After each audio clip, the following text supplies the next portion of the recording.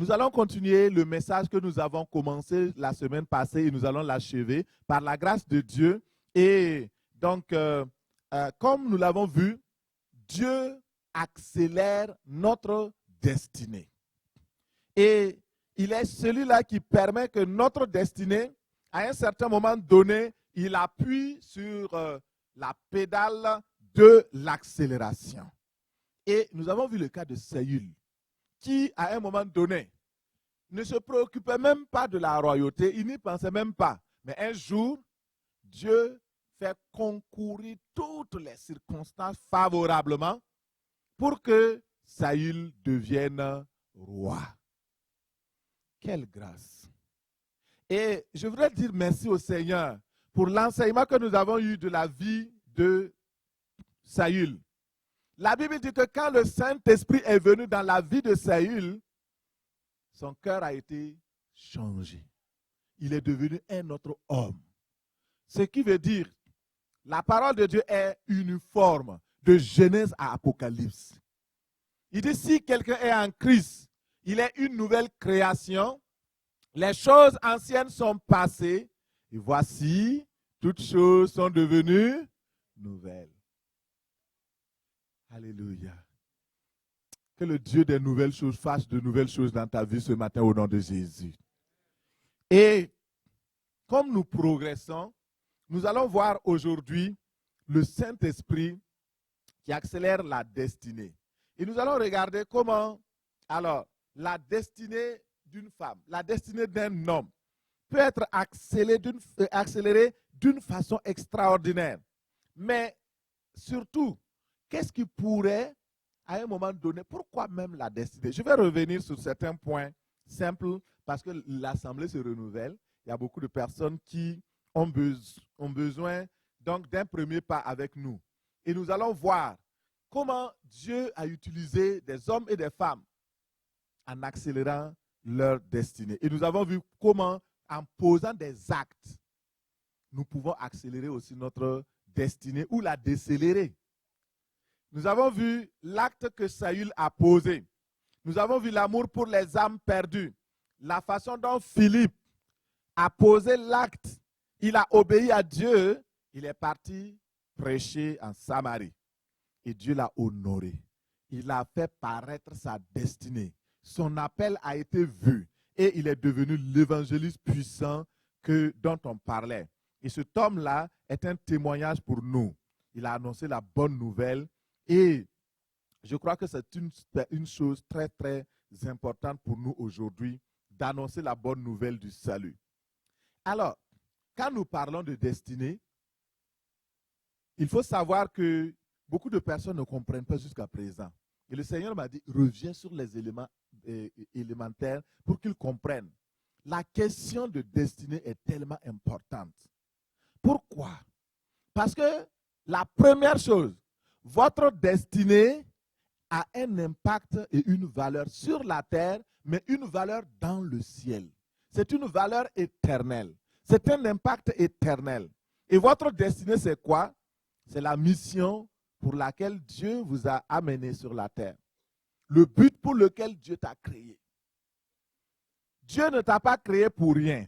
Et nous allons le répéter jusqu'à ce que le Seigneur dise, il faut arrêter maintenant.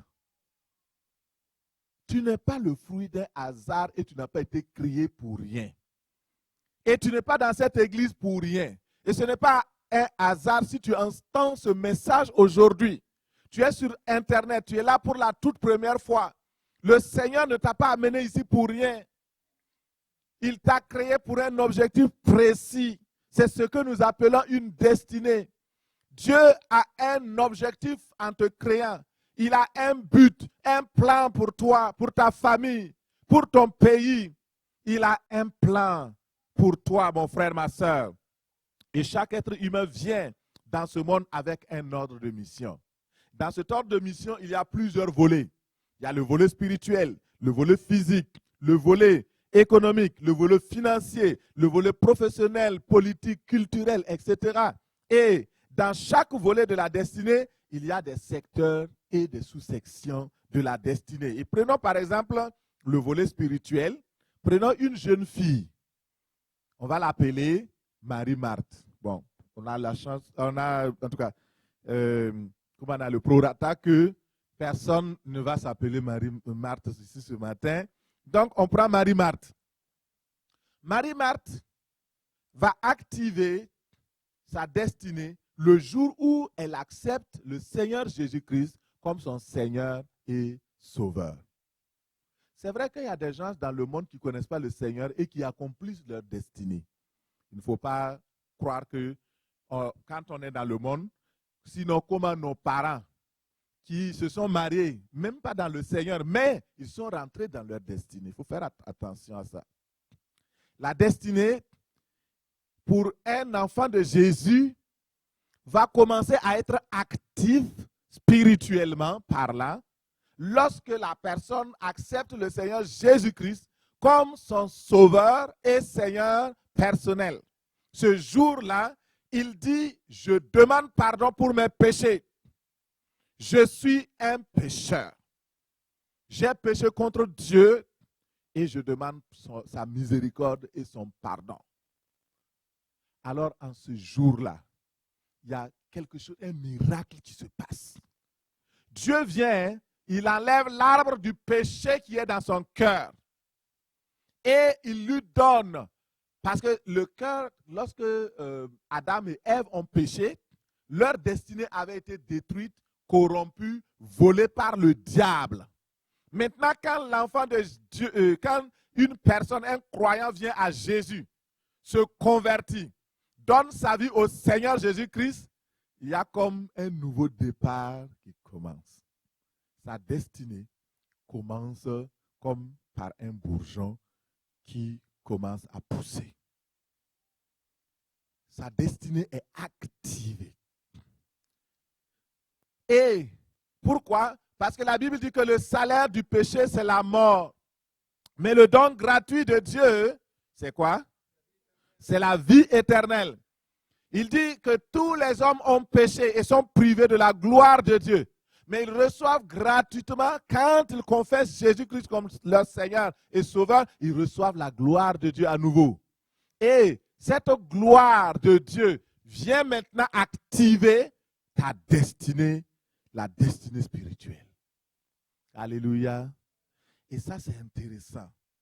Alors, c'est pourquoi la Bible dit que lorsque une personne est en Christ, c'est une nouvelle création. La nouvelle création commence à paraître. Marie-Marthe, donc, va activer sa destinée le jour où elle accepte Jésus-Christ comme Seigneur et Sauveur personnel et elle devient enfant de Jésus, enfant de Dieu. Elle est née de nouveau. Sa destinée commence à poindre et elle réalise Romains 6, 22. Vous pouvez noter Romains 6, 22. Mais maintenant, étant affranchie du péché et devenue esclave de Dieu, vous avez pour fruit la sainteté et pour fin la vie éternelle. Alléluia. Gloire à Dieu. Nous revenons à l'évangile pur. Écoutez très bien. Elle comprend Marie-Marthe. Elle comprend que sa destinée commence. Mets ton nom à la place de Marthe-Marie. Elle comprend que sa destinée commence sur la terre et se poursuit au ciel. La destinée de tout homme commence sur la terre et se poursuit au ciel. Quand vous mourrez, ce n'est pas la fin. Il y a une suite. Et elle comprend ça. Et maintenant, l'espace entre le jour où sa destinée est activée, c'est-à-dire le jour de sa nouvelle naissance, jusqu'au moment de l'enlèvement et par la suite la vie éternelle, cet espace-là qu'on appelle l'accomplissement de la destinée. Et c'est là qu'il faut faire attention.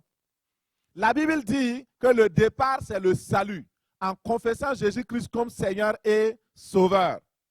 Mais lorsque tu as fini de confesser cela, cet espace nouveau-là, entre la naissance et l'entrée au ciel, la personne doit vivre, croître et produire le fruit de sainteté. Sinon, si vous n'avez pas compris, vous pouvez le relire en Romains 6, 22. Mais maintenant, étant affranchi du péché, donc affranchi du péché, ça veut dire quoi? Sauvé, ayant été pardonné par Dieu, ne faisant plus affaire avec le péché, alors la personne est devenue esclave de Dieu. Ce n'est pas négatif. Ici, le mot esclave veut dire simplement serviteur de Dieu, servante du Christ. C'est tout. Et en ce moment, comme vous servez maintenant le Seigneur, vous êtes son serviteur, sa servante, vous avez pour fruit la sainteté. Vous devez produire un fruit qu'on appelle la sainteté. Et le processus qui conduit à la production de ce fruit s'appelle la sanctification. C'est pourquoi la Bible dit que sans la sanctification, personne ne pourra voir Dieu. Parce que le jour où tu meurs, Dieu vient pour cueillir le fruit de sainteté. Ce n'est pas ta position dans l'église qui permet que tu rentres au ciel. Hein? Jésus a dit, plusieurs viendront ce jour. Seigneur, Seigneur, n'avons-nous pas prophétisé dans les rues de Sherbrooke? On a fait ceci. Nous avons prié, les malades ont été guéris. Mais ce n'est pas toi qui les as guéris, c'est Jésus qui les guérit.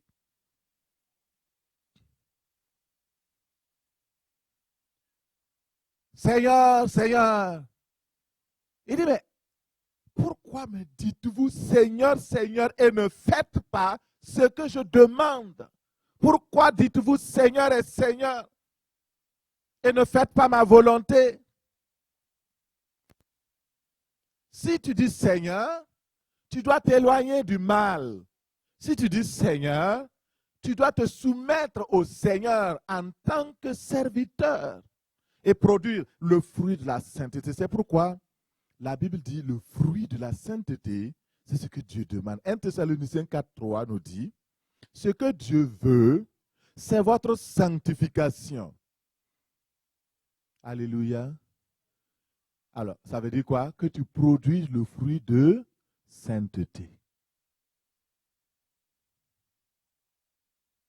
C'est ça. Et il explique ce que c'est que le fruit de sainteté, ce que c'est que la sanctification. Ce que Dieu veut, c'est votre sanctification. C'est que vous vous absteniez de l'impudicité, ça veut dire se tenir éloigné de l'immoralité. C'est que chacun de vous sache posséder son corps dans la sainteté et l'honnêteté, dans la pureté, sans vous livrer à une convoitise passionnée, comme font les païens qui ne connaissent pas Dieu. C'est que personne n'use envers son frère de fraude, de cupidité dans les affaires, parce que le Seigneur tire vengeance de ces choses, comme nous vous l'avons dit et attesté. Car Dieu ne nous a pas appelés à l'impureté, mais à la sanctification. Celui donc qui rejette ses préceptes, cet enseignement, ne rejette pas un homme, mais Dieu qui nous a aussi donné son Saint-Esprit. Il dit que celui qui rejette la doctrine de la sanctification ne rejette pas un homme, mais il rejette Dieu. Et vous connaissez les conséquences de rejeter Dieu. Aujourd'hui, les messages comme ça, c'est rare de les entendre. N'est-ce pas? Parce que de plus en plus, les gens ne veulent plus se soumettre à la volonté de Dieu. Ils veulent faire comme ils veulent. Il n'y a plus de différence entre l'Église et le monde. Le monde est rentré dans l'Église. Les gens vivent une vie de confusion. Et Dieu dit non. Jésus revient bientôt pour chercher une église pure, sainte. Une église qui marche dans les voies du Seigneur. Une église prête pour le ciel. Es-tu prêt? Es-tu prête? Celui qui rejette la doctrine, l'enseignement de la sanctification, ne rejette pas un homme, il rejette Dieu. C'est pourquoi nous avons pris l'engagement dans cette église de ne pas rejeter Dieu. Et c'est aussi pourquoi nous enseignons la doctrine de la sanctification, sans laquelle personne ne verra Dieu. J'ai écouté une émission vendredi, l'émission préférée de ma femme. J'espère qu'elle n'est pas là. Sinon, si elle est là, je ne vais pas la critiquer, mais si elle n'est pas là. Alors, dans cette émission, c'est de vrai là, c'est pas télé-réalité, c'est réalité. Alors, il y a une femme, 3 femmes qui convoquent un pasteur. Ça commence bien. Hein? Et là, la femme, elle dit, ah, moi, vraiment, je veux convoquer mon pasteur. On dit, mais pourquoi tu convoques ton pasteur? Ah, le pasteur, ah, je suis sa secrétaire particulière. Je dis, ah, mais ça me donne des idées, je n'ai pas de secrétaire d'abord. Alléluia. Et la femme l'a convoqué pour lui dire, mais écoute, ça fait longtemps que tu me fais la cour, tu dis que tu veux me marier, mais tu ne me maries pas. Prends-moi en mariage, tu es célibataire. Et là, or, le pasteur avait déjà promis à 2 autres femmes qu'il allait les marier aussi. Donc ça fait 3. Mais l'histoire est intéressante parce que les 3 sont venus sur le plateau d'une télévision. Et alors, pour confronter, parce que le pasteur a tout nié, il dit non, je ne la connais pas, moi je n'ai pas affaire avec elle, je ne lui ai jamais promis de mariage. Et l'autre vient, il dit ok, si la 3e vient, elle va me disculper. Et alors, qu'est-ce qui se passe? Alors, ils sont là toutes. Et à la fin, on voit qu'il a enceinté toutes les 3. Et il y a une qui a une grossesse de 6 mois. Et les 2 autres là sont là. Elles toutes sont enceintes. On dit, le pasteur qui dirigeait l'émission, il dit, voilà un pasteur qui se retrouve avec 3 femmes. Alors, la vie de sanctification.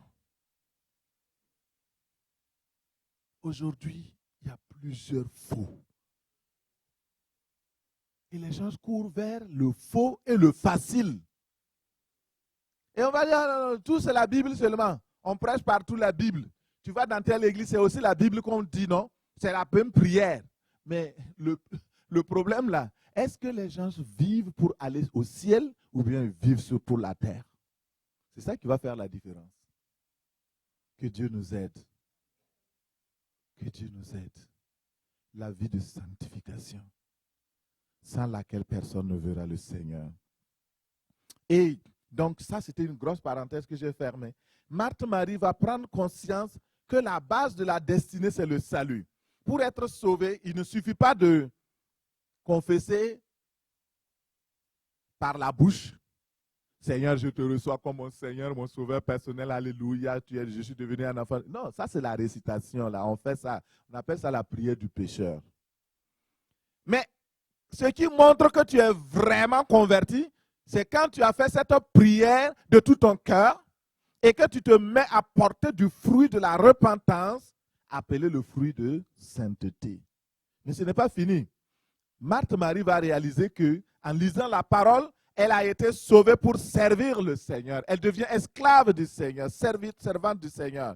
Luc 1, 74 nous dit que nous sommes délivrés du pouvoir des ennemis pour servir le Seigneur. Elle prie en ce moment et le Seigneur va lui montrer sa destinée spirituelle générale qui est d'être témoin de Christ. Pour chacun de nous, notre destinée spirituelle générale, c'est d'être témoin de Christ. C'est notre appel premier. Mais plus tard, elle découvre grâce à l'intimité avec le Seigneur qu'elle est aussi appelée, dès le ventre de sa mère, comme Jérémie, à être prophétesse. Parce que prophétesse, les gens ne comprennent pas. Quand on dit prophétesse ou prophète, là, c'est une grande responsabilité. Hein? Donc, être prophète, prophétesse, c'est pour pouvoir encourager, exhorter, consoler, avertir comme la parole de Dieu nous l'enseigne. Le prophète ou la prophétesse du Nouveau Testament et de la nouvelle génération va édifier l'Église, exhorter. Elle va consoler, aider les croyants et les croyantes à prendre de bonnes décisions, stimuler le progrès des croyants, fortifier les convictions et encourager les gens à marcher dans la bonne voie, dans la voie de la sainteté et de la vérité. Alléluia. Que le Seigneur nous aide. Et dans la parole, il dit si quelqu'un prophétise, si les prophètes prophétisent dans l'assemblée, le Saint-Esprit qui connaît les cœurs des hommes et des femmes va dévoiler les secrets des cœurs de telle sorte que les non-croyants, les femmes ou hommes du peuple sont convaincus par la prophétie. Ils sont jugés par la parole prophétique et conséquemment, ils vont tomber sur leur face, convaincus de péché, convaincus de la présence glorieuse de Dieu et ces personnes vont adorer Dieu et vont publier que Dieu est réellement au milieu de nous. Ce n'est pas simplement des prophéties pour caresser les gens.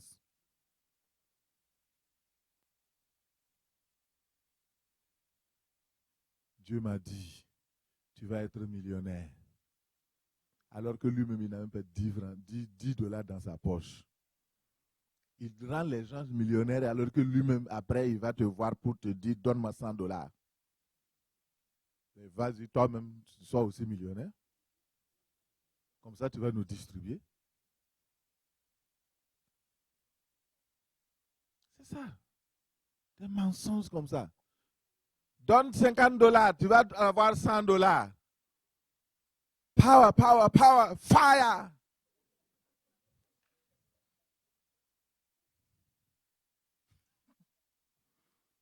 Que le Seigneur nous délivre au nom de Jésus. Ce n'est pas que le fire n'est pas vrai.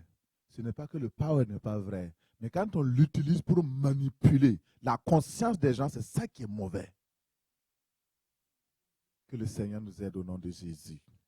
Marthe-Marie active sa destinée prophétique et des milliers de personnes sont sauvées. Beaucoup de repentance, de conversion. Elle fait des disciples du Seigneur. Elle accomplit sa destinée prophétique est fructueuse. Lorsque le Seigneur Jésus revient, elle vient non seulement avec 2 types de fruits dans la section spirituelle.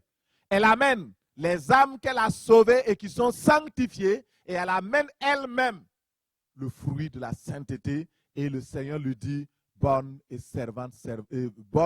et fidèle servante, entre dans la joie de ton maître. C'est en ce moment quand tu vas sortir, ouf, c'est là que tu accomplis ta destinée. Tu rentres par les portes perlées. Tu rentres au ciel avec la joie. Les anges t'accueillent. La multitude te dit bienvenue. Les anges t'accueillent avec des acclamations. Et la couronne de vie, la couronne de justice, les autres couronnes de victoire, les œuvres, les palmes te suivent. Et la musique céleste, la chorale céleste se lève et t'accueille dans le ciel. C'est ça la vie éternelle. C'est ça la vie chrétienne vraie. Quand on vient dans la maison de Dieu, c'est pour aller au ciel.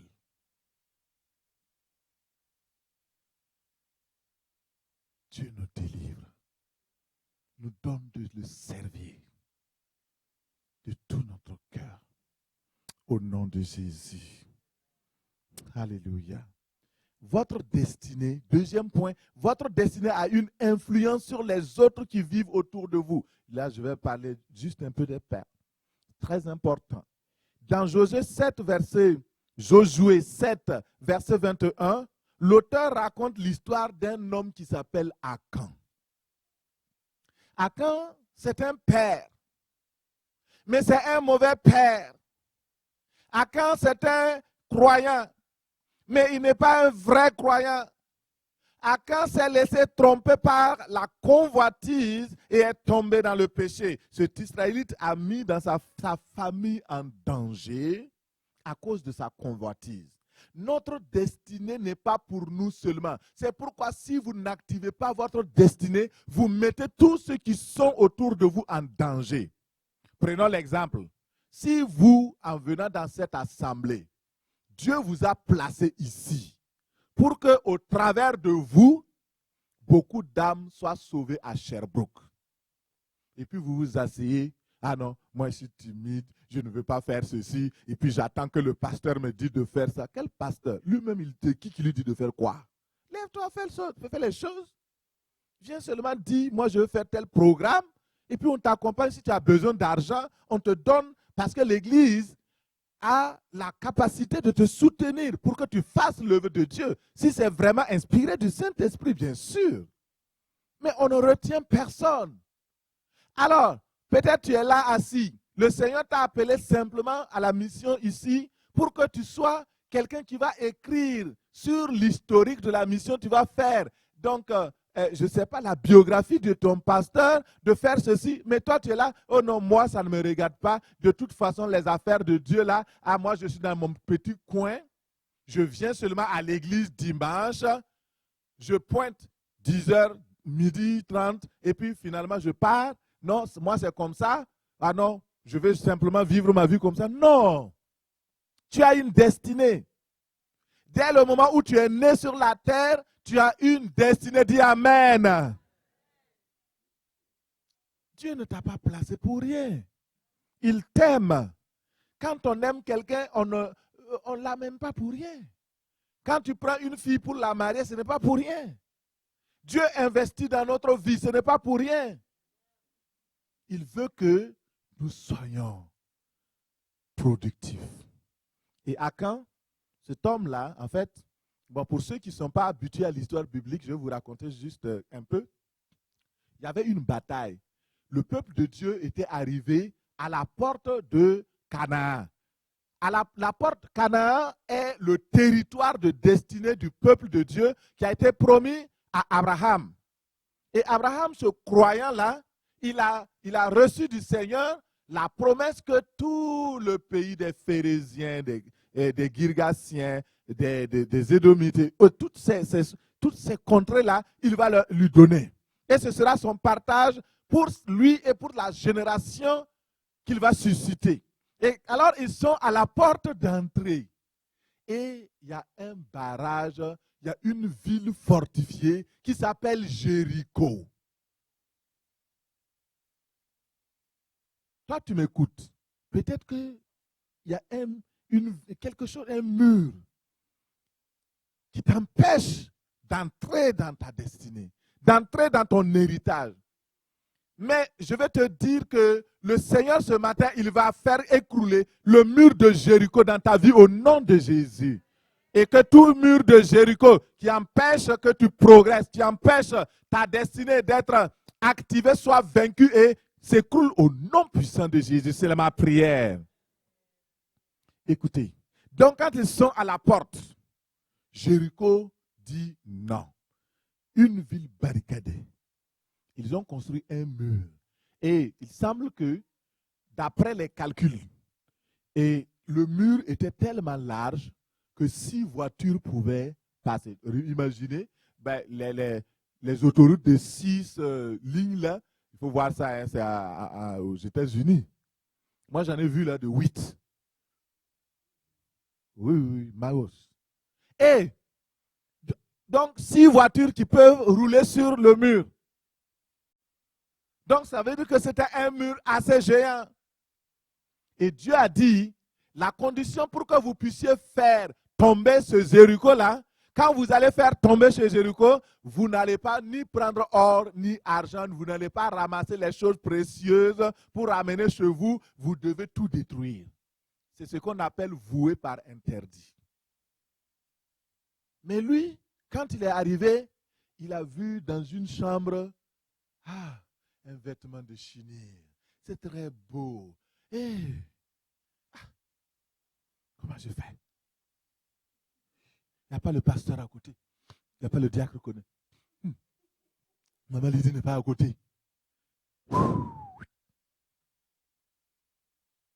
Il vole. Il prend l'or. Il prend l'argent. Il prend les choses précieuses. Il va cacher. Maintenant, le problème c'est que tout ce que vous faites dans le noir, dans le secret, tôt ou tard, ça sera révélé.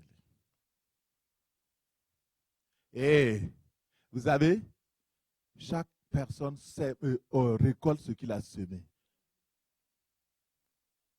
Vous avez semé la haine, vous allez récolter multiplié par je ne sais pas quoi. Si vous semez le pardon, vous allez récolter. Si vous semez, vous allez récolter. Et là, il croyait qu'il avait bien caché. Il est parti. Quand il est arrivé à la maison, il dit, oh, personne n'a vu. Il est parti creuser un trou. Il a mis l'argent, le chose, et il a mis les vêtements dessus. Et je ne sais même pas s'il a dit à sa femme. Mais le problème, c'est que j'amène ici, c'est que notre destinée influence notre entourage. Notre destinée influence nos enfants. Notre destinée influence notre femme, notre mari. Notre destinée influence notre assemblée. Si on ne prend garde, nous pouvons influencer positivement, mais aussi nous pouvons influencer négativement. Et là, c'est une influence négative. Finalement, et c'est la guerre, hein. Ils sont partis, ils ont réussi. Ils ont vaincu Jéricho, mais il y a un petit village là, de rien. Et là, ils vont et ils échouent là-bas. Et même, on tue, je crois, 26 ou 36 personnes. Et là, le chef de l'armée, Josué, est fâché. Il va de ce Dieu. Mais pourquoi? Pourquoi tu nous as fait échouer? Pourtant, là où on devait échouer, ce n'est pas là-bas qu'on a échoué. Dieu dit, tu sais, sans la sanctification, il n'y a pas de victoire. Ah oui, comment ça? Il y a quelqu'un qui a péché. Il fait convoquer toute l'assemblée. On tire, procéder à l'époque, là, c'est comme aujourd'hui, on va prier, le Seigneur va révéler. Et finalement, alors, c'est arrivé et c'est tombé sur Akan. Josué dit à Akan, mais mon fils, qu'est-ce que tu as fait? Il dit, tu sais Josué, c'était trop fort pour moi. C'était tellement fort. J'ai vu, j'ai convoité, j'ai pris. Vous voyez, c'est ça, ça commence par les yeux. J'ai vu, j'ai convoité, le cœur, la main franc. Il dit, ok. Pour donner un bel exemple, on va sortir tout ce qui t'appartient. Tes animaux, tes porcs, tes bœufs, tes moutons, tes dindons. Tout. Et tes femmes, ta femme, tes enfants, tes filles, tes fils, ils les ont sortis. On les a amenés dans une vallée. On les a mis là-bas et on les a lapidés jusqu'à ce que ça devienne comblé. Pourquoi? Un père irresponsable. Un homme qui a mis toute sa famille en danger. Soyons responsables. Ne péchons pas contre Dieu. Ne mettons pas notre vie en danger et mettre la vie des autres en danger. Vous voyez, cet homme, il a enterré sa destinée. Mais ce n'est pas lui seul. Il a enterré la destinée de toute sa famille. Beaucoup de choses que nous faisons ont un impact sur les autres. Si vous ne vous aimez pas, au moins, ayez de la crainte pour Dieu et pour les autres. Et travaillez à ce que les autres puissent aussi évoluer.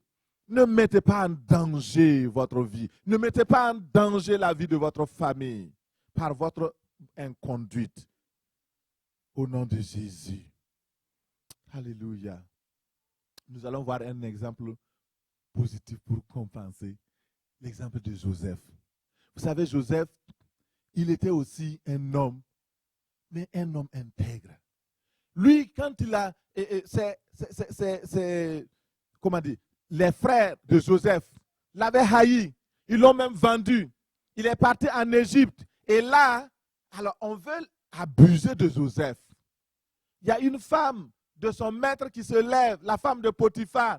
Il veut faire des affaires, mettre Joseph dans le péché. Joseph dit, non, je ne peux pas pécher contre Dieu. Je ne veux pas faire du mal. Elle insiste avec ses propositions machiavéliques, sataniques. Et Joseph dit, il vaut mieux de faire la volonté de Dieu et de souffrir que de pécher en ayant la joie. Parce que la joie peut finir par les pleurs. Il a dit non, je vais faire la volonté de Dieu. Parce que c'est la volonté de Dieu. Et il a refusé. Tout en sachant qu'en refusant, il pouvait faire la prison. Mais il a dit, je préfère la prison. Votre destinée a une grande importance. Et face à la proposition de son patron, Joseph a fui le péché. Et ce geste lui a valu la prison. Joseph savait cette vérité dans 1 Pierre 3, 17, car il vaut mieux souffrir, si telle est la volonté de Dieu, en faisant le bien qu'en faisant le mal. Dieu écrit droit avec des lignes courbes. Et en faisant ça, en posant ce acte-là, Dieu a pris acte.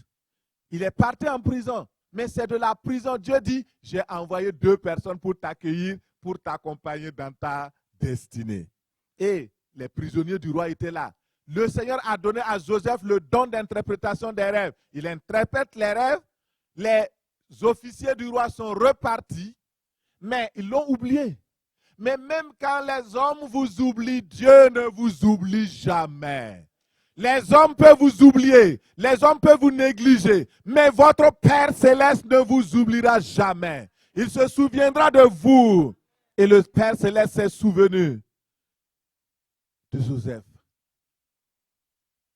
Et il a créé toute une crise mondiale pour que la destinée de Joseph paraisse, se manifeste.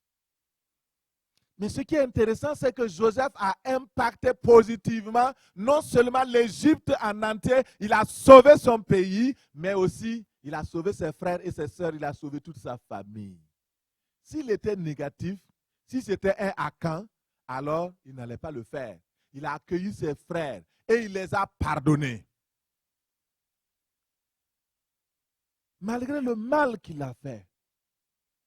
Toi, tu as un petit mal qu'on t'a fait à gauche, à droite. Pardonne et sois libéré au nom de Jésus. Le pardon est une puissance qui libère. Le pardon est une puissance qui guérit. Le pardon est une puissance qui élève ta destinée. Le pardon est une puissance qui amène les choses à changer, à transformer positivement dans la vie de ceux qui pardonnent. Vous allez voir que le Dieu qui vous a créé, qui a suscité une destinée pour vous, lorsque vous pardonnez, Dieu vient et il accélère votre destinée. C'est ce qu'il a fait avec Joseph. En un jour, le monsieur qui était dans la prison, on le fait sortir, on le rase, on le lave, on le pommade, on lui donne des vêtements et on dit, le roi t'appelle. Il s'en va et ce même jour, le roi déclare, aujourd'hui, tu seras vice-roi. Si tu ne lèves pas la main, en Égypte, personne ne bouge. Waouh! Quelle promotion! Quelle élévation! Quelle grâce! Quelle accélération! Mais c'est ça, notre Dieu. Il est le Dieu des destinées. Et il écrit droit avec des lignes courbes. Le chemin de la destinée de Joseph passe par la prison. Je ne sais pas, toi, le chemin de ta destinée, ça passe par quoi? Tu peux être un blocage ou bien tu peux être un accélérateur de cette destinée-là. Simplement en faisant confiance au Seigneur. Alors, ce qui est intéressant avec la vie de Joseph, il a été positif. Votre destinée a une grande importance ce matin. Et si la destinée d'une personne est activée, alors la personne est heureuse. Mais si elle n'est pas activée, elle est malheureuse. Et son entourage aussi est malheureux. Donc, mettons par exemple, je prends juste un exemple là. Ça peut être une jeune fille. Tu es là, tu attends l'homme de ta vie. Mais le monsieur que Dieu a destiné pour toi, c'est un gars, il s'en fout de la destinée. Il se promène, il vit comme il veut. Comme ce monsieur dont on raconte son histoire, tu es dans une assemblée, tu es là. Au lieu de prendre une fille pour faire du sérieux, se marier, tu papillonnes. Ah, tu goûtes ici, tu fais ici, tu fais ici. C'est quoi cette vie déréglée? Être sérieux. Et elle attend, ou le garçon attend. Vous voyez, la personne est en train de bloquer la destinée d'une autre personne. C'est pourquoi il faut prier. Pour que la destinée de ton mari soit débloquée. Pour que la destinée de ta femme soit débloquée. Je parle de ceux qui ne sont pas encore mariés. Et même si vous êtes mariés, priez. Parce que vous pouvez avoir la femme à côté de vous, mais elle n'accomplit pas sa destinée. Vous êtes 50%. Alors, vous devez prier, Seigneur, fais de sorte qu'elle prenne conscience de sa destinée, qu'il se lève et demande à Dieu de pouvoir accélérer sa destinée. Alors, ce matin, nous allons nous lever. Quel est l'état de ta destinée aujourd'hui? Ézéchiel 37. Si vous pouvez vous lever, ce sera apprécié. Ézéchiel 37, au verset 11. Il me dit, fils de l'homme, ces eaux, c'est toute la maison d'Israël. Voici, ils disent, nos eaux sont desséchées, notre espérance est détruite, nous sommes perdus. Voyez, ça parle de la destinée non activée, non manifeste, la destinée qui est au point mort, sans espérance. Sans espérance. Perdu. Peut-être ce matin, ta destinée est au point mort. Et voici, je te donne des signes pour que tu reconnaisses si ta destinée est au point mort ou pas.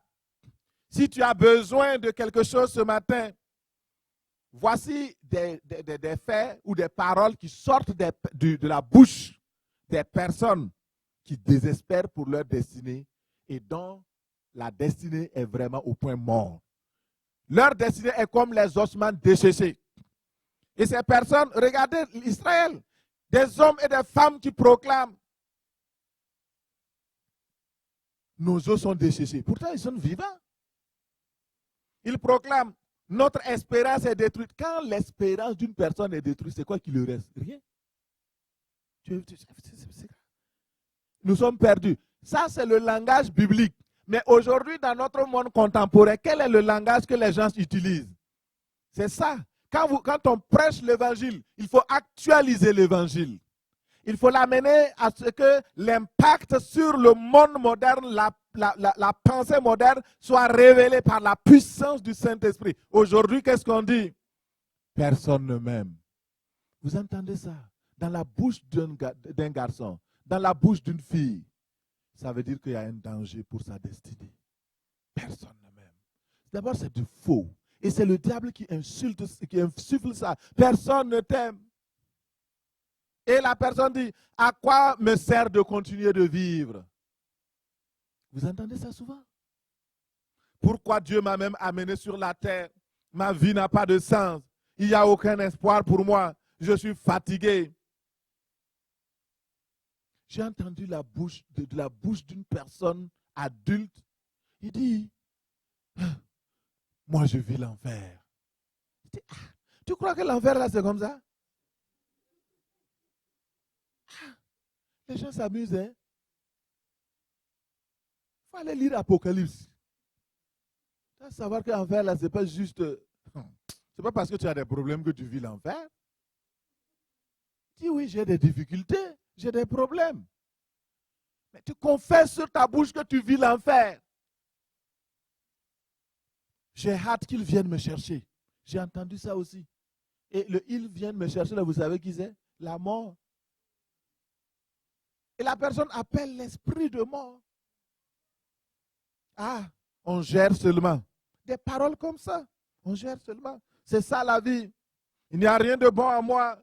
Je suis fichu. La vie ne vaut pas la peine d'être vécue. Quand vous entendez des paroles comme ça qui sortent de la bouche des personnes, ces personnes sont désespérées. Leur destinée est au point mort. Ils ont besoin d'un accélérateur. Ils ont besoin de Dieu pour venir booster leur destinée. Et ces pensées se traduisent par des idées suicidaires. Et si rien ne fait, ils peuvent même passer à l'acte. Et il faut ramener ces personnes sur le droit chemin par la prière, afin que ces gens-là ne commettent l'irréparable. Ce matin, sache que Dieu a prévu un plan de victoire pour toi. Il est le Seigneur et il dit, et je prophétise sur ta vie, tu peux juste lever tes mains vers le Seigneur. Ainsi parle le Seigneur, l'Éternel ton Dieu. Ce matin, j'ouvre ton sépulcre. Je te fais sortir de ton sépulcre. Mon peuple, je ranime ta destinée au nom de Jésus. Et vous saurez que je suis l'Éternel lorsque j'ouvrirai vos sépulcres et que je vous ferai sortir de vos sépulcres. Ô mon peuple, ce matin, je mets mon esprit en toi afin que tu vives et je te rétablis. Je rétablis ta destinée au nom de Jésus. Alléluia. L'Éternel parle ainsi à des personnes. Tu dis, ma vie n'a plus de sens. Mais le Seigneur te dit, je t'aime d'un amour éternel. Je suis un père pour toi. Je suis un père pour toi. Je ne suis pas comme ton père qui t'a déçu sur la terre. Et j'ai une destinée pour toi. Et ce matin, si tu crois, tu verras la gloire de Dieu. Je parle maintenant à ces ossements secs. Dans n'importe quel secteur de ta vie. Dans le nom de Jésus, je commande, revivez au nom de Jésus. Saint-Esprit de Dieu, ôte tout vêtement de désespoir, tout vêtement satanique qui t'a revêtu et qui a terni ta destinée. Maintenant, j'ôte ces vêtements dans le nom de Jésus. Il y avait un homme aveugle qui s'appelle Bartimée. Lorsqu'il a vu Jésus, il ne voyait pas, mais il a entendu parler de Jésus.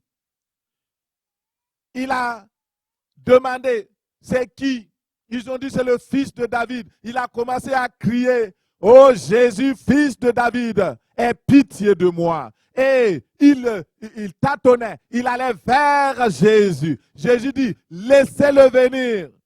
Et il est parti. Aussitôt quand il s'est levé, il s'est débarrassé de ses vieux vêtements. Il a déchiré ses vêtements. Et aujourd'hui, le vêtement de la honte soit maintenant déchiré au nom de Jésus. Vêtement de désespoir soit déchiré au nom de Jésus. Vêtement de l'échec soit déchiré au nom puissant de Jésus.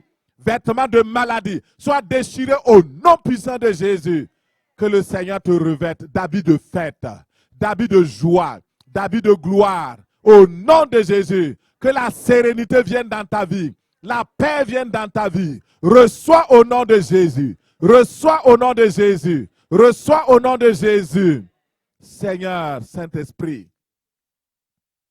je prophétise sur tes filles présentes à l'église ici, comme connectées sur Internet. Je prophétise dans le nom de Jésus sur ta destinée. Maintenant, que ta destinée qui est non activée ou en pause, maintenant, dans le nom de Jésus, recevez la puissance active, la dunamus, dans le nom de Jésus. La puissance pour activer ta destinée vient sur toi au nom puissant de Jésus. Seigneur, voici des femmes, voici des hommes dans le désespoir. La mort plane, mais reprenez vie au nom de Jésus. Seigneur, qu'il se fasse du bruit, un mouvement, que les ossements se rapprochent, que la chair vienne, que la peau couvre. Et j'appelle le Saint-Esprit des 4 vents maintenant de la terre.